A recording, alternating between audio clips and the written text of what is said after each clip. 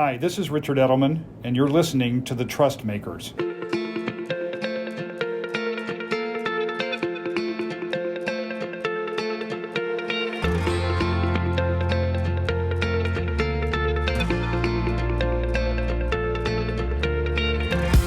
Greetings, everyone. I am Lisa Osborne Ross, the U.S. CEO of Edelman.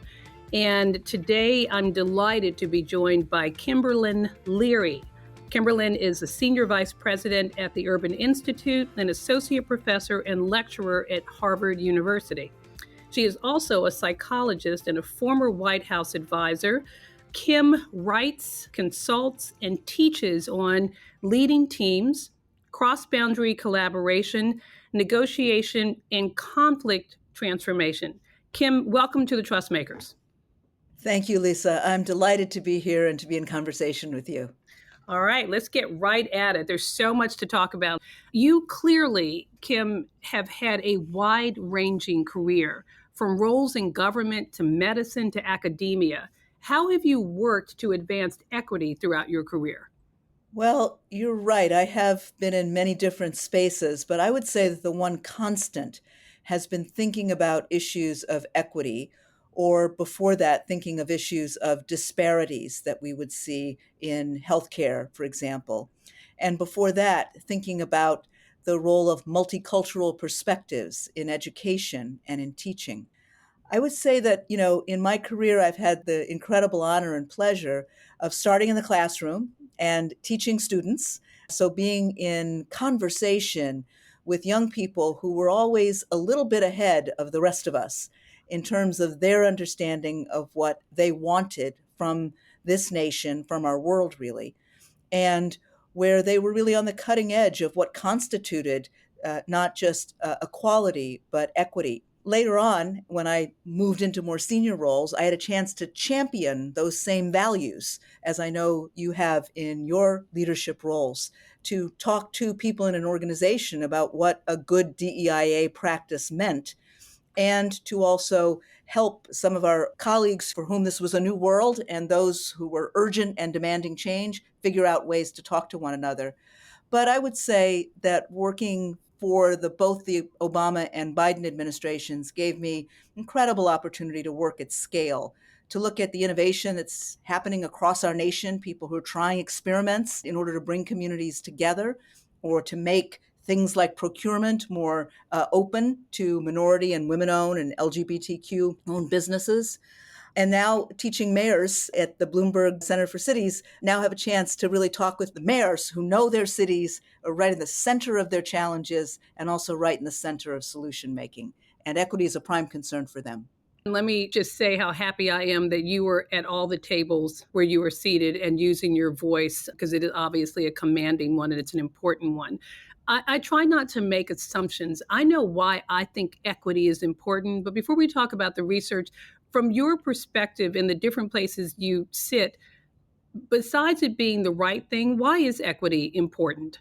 Well, I think we can underscore its importance for so many different reasons. The first is that when we think about the problems that exist in our world, we really do need a lot of ingenuity and creativity and experience in order to solve them. And people, based on their lived experience, tell us different things about both the problems in the world, but also potential solutions. So we've got a world full of problems. We need to make sure that we have a world full of change makers and problem solvers. And that means making sure that all those voices are in conversation. Secondly, the very notion of our democracy depends on recognizing that we can be stronger together, that we can be one out of many. But if we are excluding some, as we have historically and continue to do so in so many different ways, then our democracy is not as robust as it needs to be. So, for the sake of our nation, for the sake of problem solving, and for the sake of it being, as you said so correctly, the right thing to do, that's why equity is important. It's important at the very fabric of our nation. Yeah, I love the way you talk about it. It is a threat to democracy. It is a threat to the very principles that this nation was built on. And I think one of the reasons that I was so excited about doing this year's Trust Barometer, our special report, US Business and Racial Justice, was important because the data matters. People tend to make this an emotional issue that either ranges from defensiveness to defeatism. And the importance of having the data is so critical.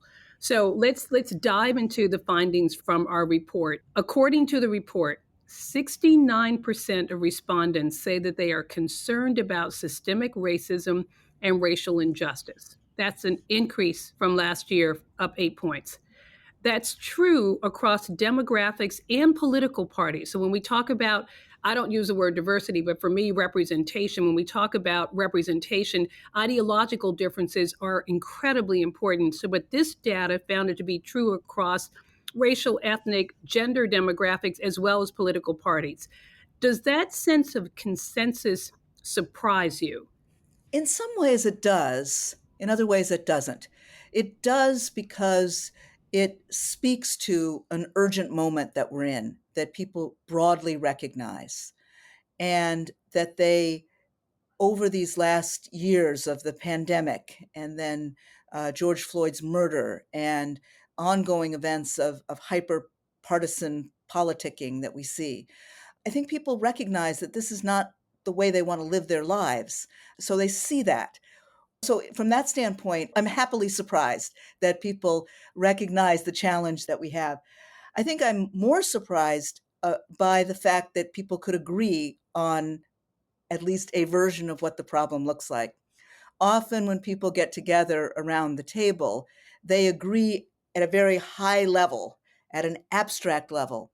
But when you get a little bit further down into the specifics, uh, and especially the solutions or potential solutions, be they policy or organizational solutions, that's when you see people begin to bifurcate and separate.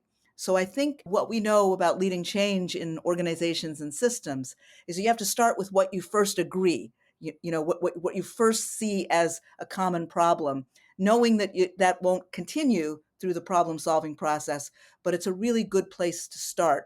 So I think this data tells us that we're in a place where action is possible because enough people see enough of a problem in common. I love your observation about a happy surprise. We don't have very many of these right now. And so a happy surprise is welcome.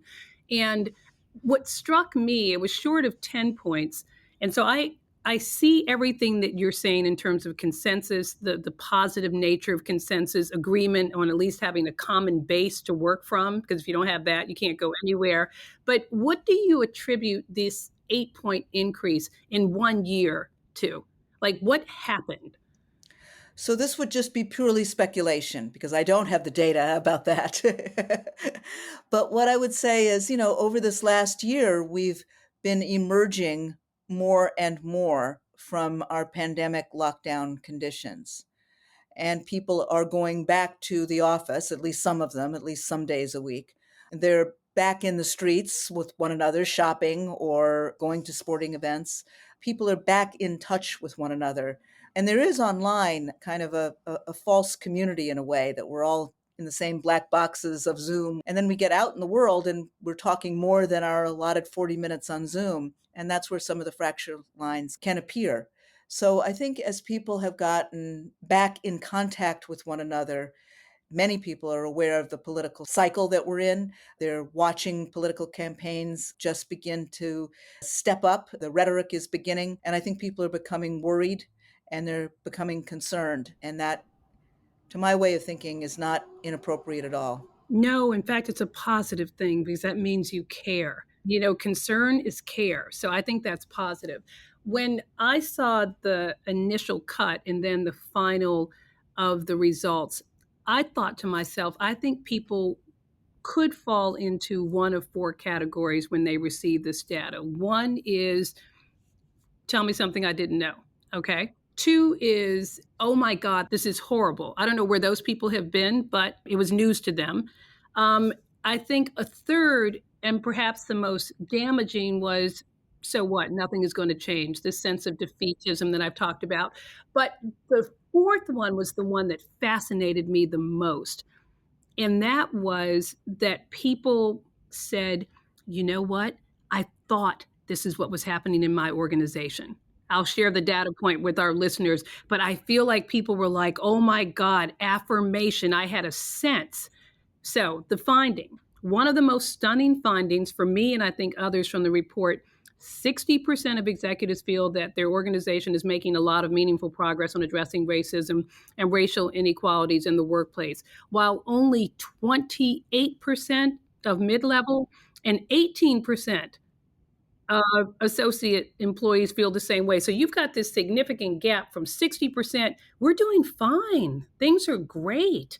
And then you've got 18% who are very, very concerned. And I think for many people, they were like, I felt that the problem was at the executive level, and this research affirmed it for me. Well, I think it makes it clear that executives live in one world most of the time, and their early career staff in particular live in another.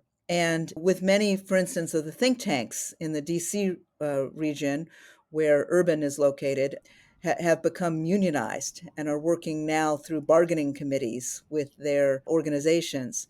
I think they feel a sense, the early career people, that they have a new voice that they didn't have before to elevate their concerns.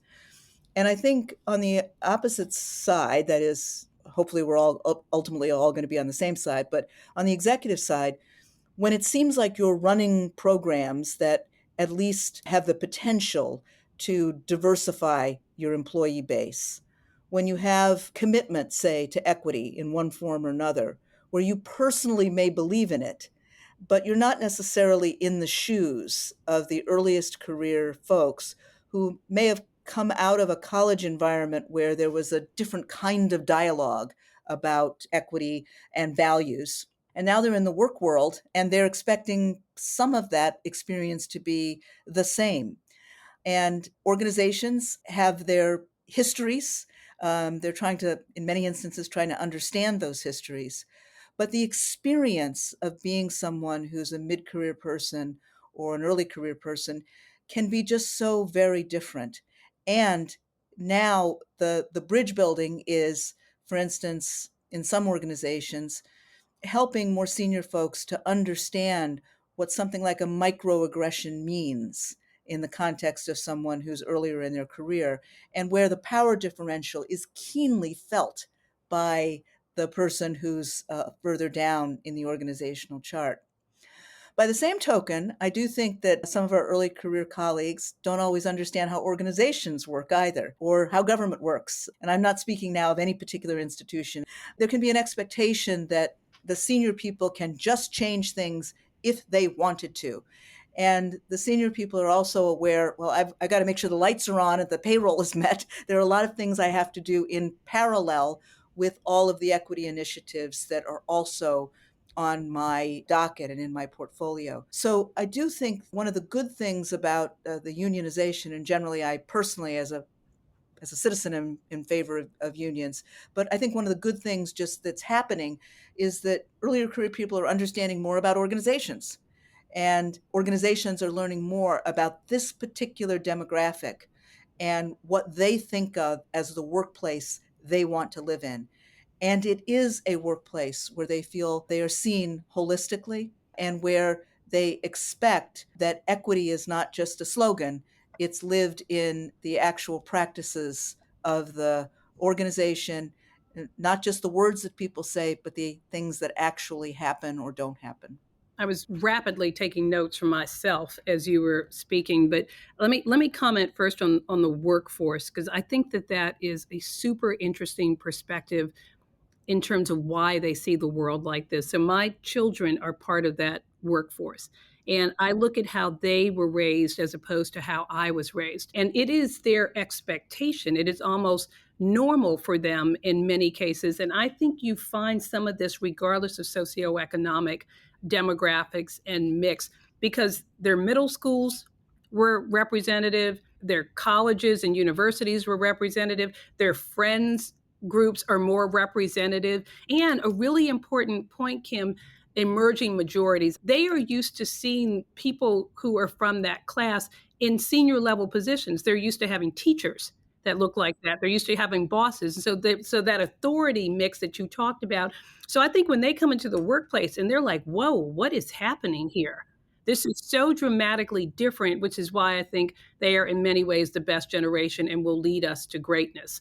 Early in my career, I was the deputy director of the Federal Glass Ceiling Commission that looked at barriers to prevent women and people of color from advancing.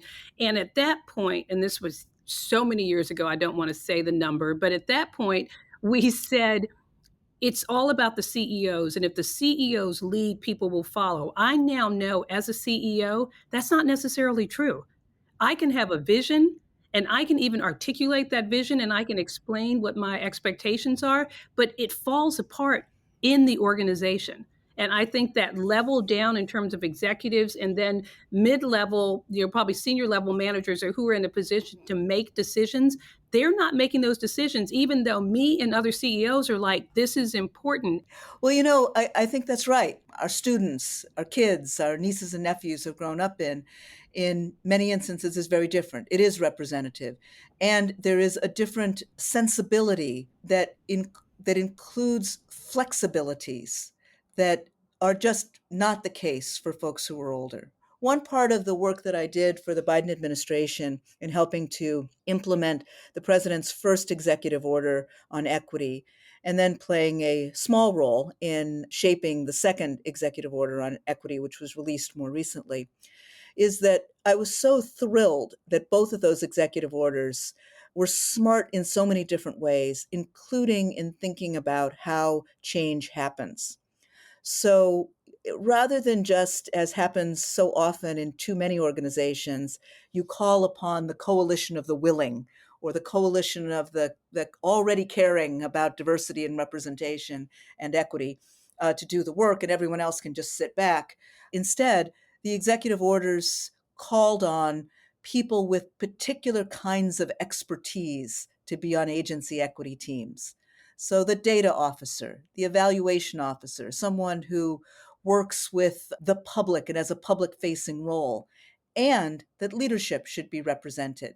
Not leadership as here is the vision and follow what I say, although, I'm sure that happened too, but looking at, the whole ecosystem and that ability of bringing people together from different levels with different levels of expertise, if you train them up in order to tolerate their differences well and to be able to navigate different opinions and sensibilities, then leverage them. Yes, absolutely. Leverage and lean into those differences because from that you get to what you are obviously so well equipped to solve for.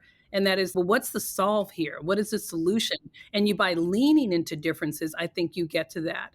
The other thing, and you touched on this, is for leaders who have to worry about their P&L and keeping the lights on and so forth.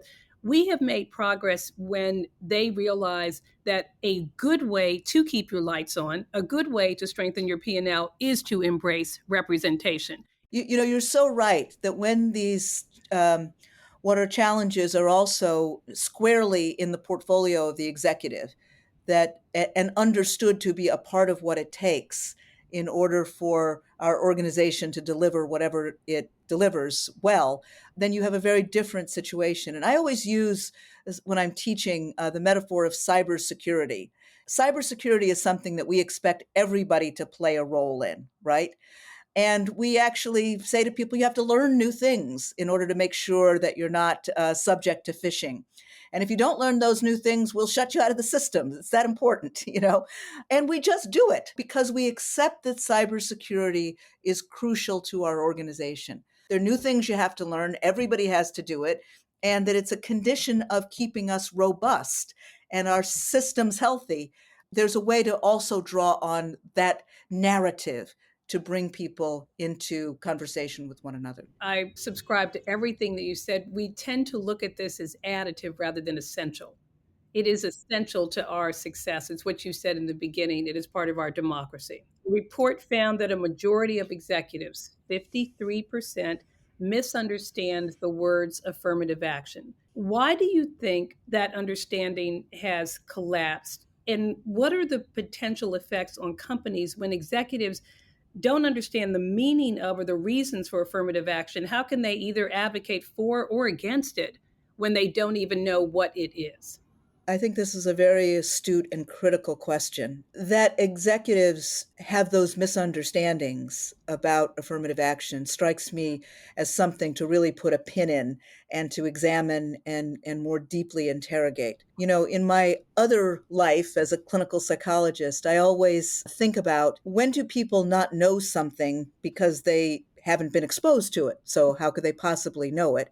Versus when do people know things or they have every pathway to learn them and somehow they still get to an understanding that doesn't reflect reality. So I wonder about that here. Is there something that's motivated about that lack of understanding? And it may have something to do with the general leaning away from history that happens. You know, we're so focused on the present, we don't read the history.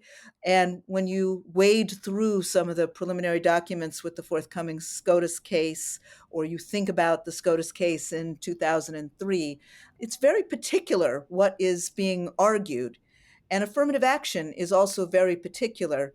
And your findings show that people have generalized it to make it sound as though it's a simple process of simply making quotas and simply being obliged to take people into your office, into your workforce, regardless of their talent and capacity. Now, I do think there's a motivated part of that that we just have to think about. Maybe not here in this particular conversation.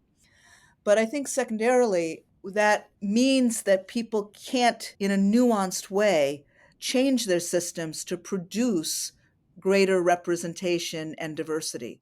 Because the law, as it's written, is about extending opportunity to people. And that can be shortcutted so that people say, okay, I have to have 10 people or one of this and one of that.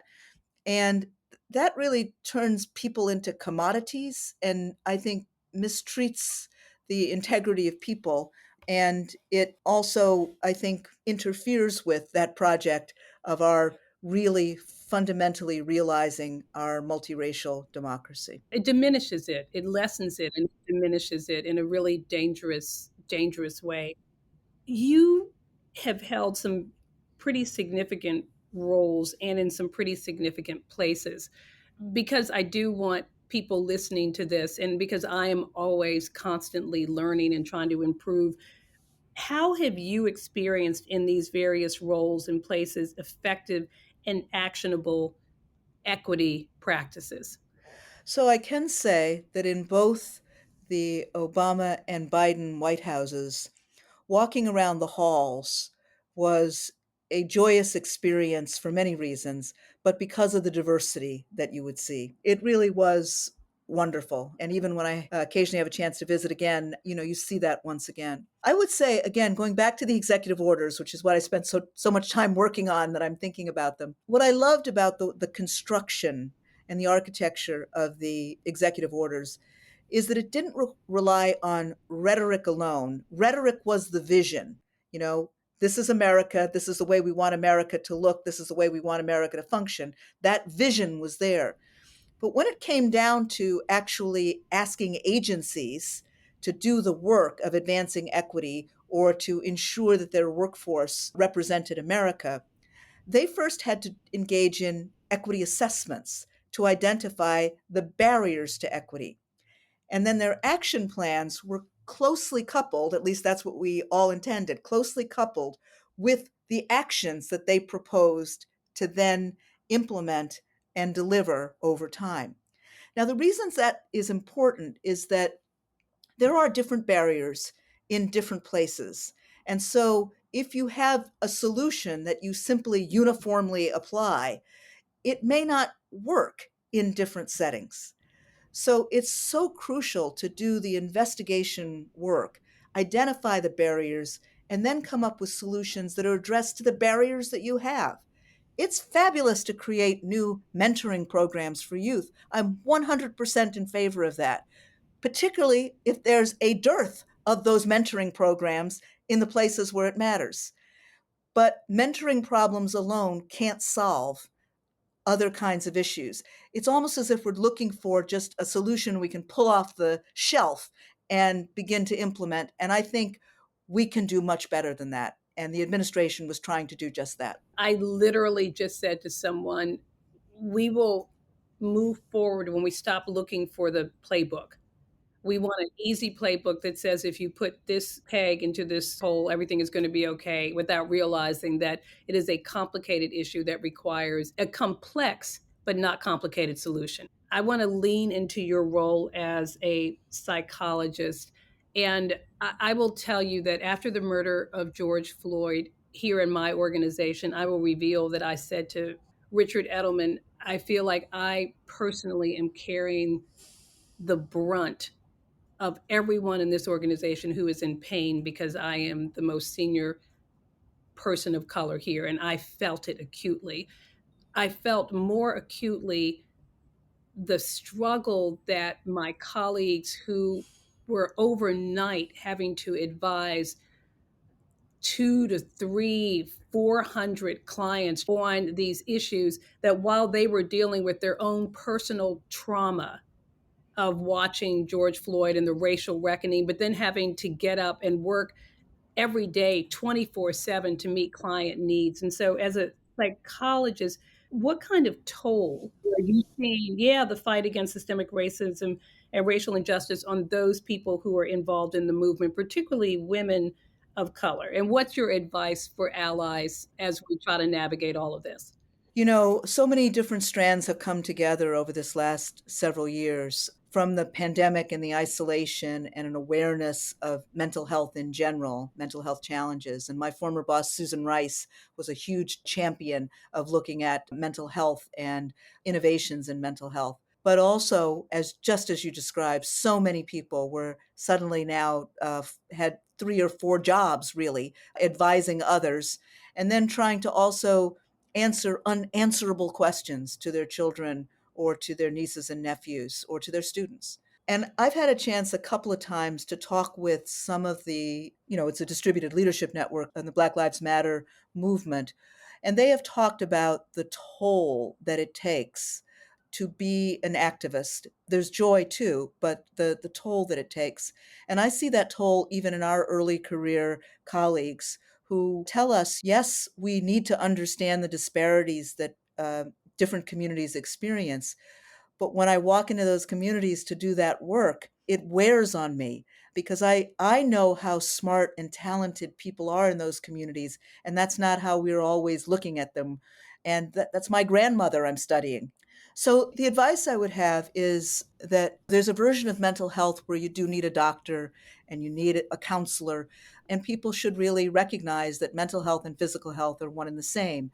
And just as you wouldn't power through a broken arm, you shouldn't power through depression on your own. But there's another kind of mental health that I think we can offer one another, and that has to do with recognizing other people and the challenges that they are facing, and creating spaces in our organizations that honor the experience that people have when a horrible event that implicates their community takes place. It doesn't mean that people have to leave work, although some may need to, but it's about recognizing that. And it's about recognizing that we can offer one another kindness, grace, space, and we can learn in that process. So I do think that mental health is emerging as a social justice issue, as it should, because it's so necessary. And unfortunately, it remains so challenging to get the kind of professional mental health care that all of us at one time or another may potentially need. So we will end on your call for, and my support of your call for kindness and for grace and for elegance and for education and for openness and for learning. And I could talk to you forever, but thank you so much for your time. Thank you for your partnership on this really important effort, and let's go make change. Let's go make change. Thank you. Thank you for tuning into The Trust Makers, an Edelman podcast in partnership with Advertising Week, where we speak with leaders and other trust builders across institutions. See you next time.